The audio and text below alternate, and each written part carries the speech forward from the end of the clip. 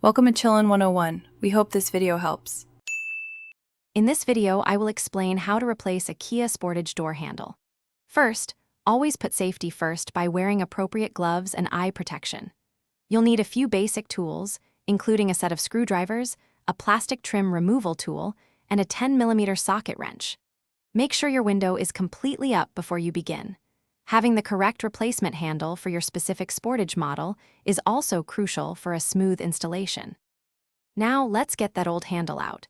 Begin by gently prying off the interior door panel. Many panels are held by clips and a few screws, often hidden under caps. Once the panel is loose, carefully disconnect any electrical connectors for switches and the door lock cables.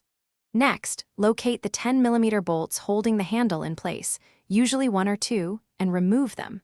You can then slide the old handle out of the door. With the old handle removed, it's time for the new one.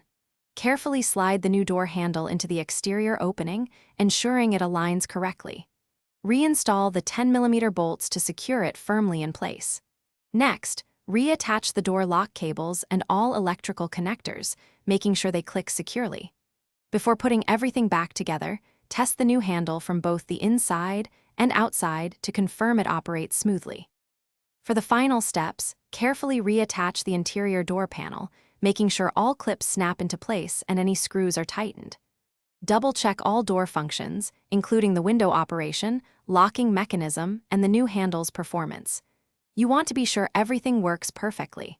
And hey, if you're looking to bring your space to life, consider a smart speaker for convenience and entertainment. Don't forget to check the description below for a link to this smart speaker and other great deals.